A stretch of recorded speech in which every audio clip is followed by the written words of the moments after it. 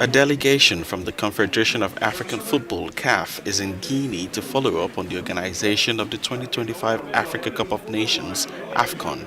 But the visit has some specter of worry for sport administrators in the West African nation. They are, however, soon reassured by the CAF delegation, despite the delays acknowledged by the authorities. We didn't come here to take the organization of this event away from Guinea. We came here to see if Guinea has anything to say so that CAF trusts that they can organize the 2025 AFCON. Hosting Africa's biggest sporting event is a major challenge for Guinea. A chronic lack of sporting and transport infrastructure are issues to solve. But this may not be all. The new political climate with the ruling junta wanting acceptance by regional and continental blocs adds more to the issues of the hosting plan.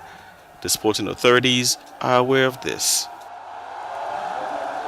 The interim president, Colonel Mamady Doumbouya, made it one of his priorities today by saying if there's only one thing he achieves during the period of transition, it will be the organization of this event, the 2025 Africa Cup of Nations. If he manages that, the transition will have been successful. I must admit that there have been delays, but it's because we have been in the process of change over the past 8 months and we have made tremendous progress. All the country's resources are available to help us rise to the challenge and succeed.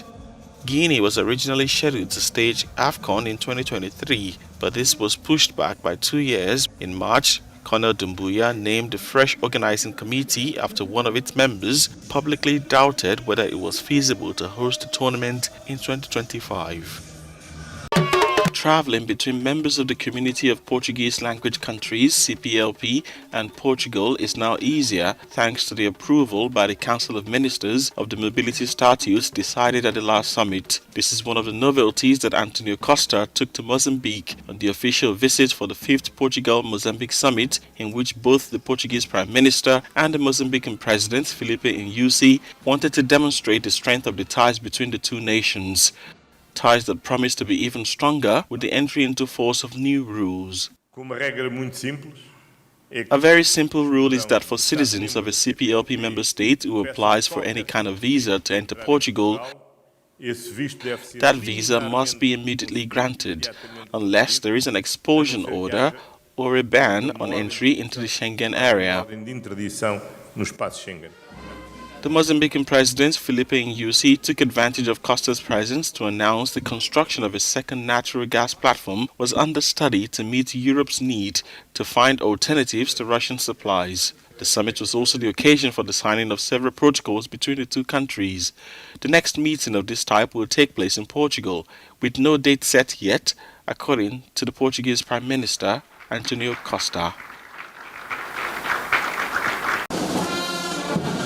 The first U.S. ambassador to Sudan in nearly 25 years received his post at the U.S. Embassy on Wednesday. Ambassador John Godfrey is expected to strengthen the relationship between the American and the Sudanese people and support their aspirations for freedom, peace, justice and democratic transition, according to the embassy statement.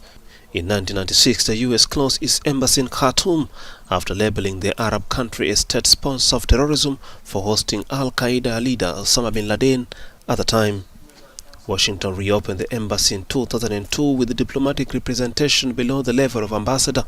In May 2020, Sudan appointed its first ambassador to Washington after 20 years of vacancy.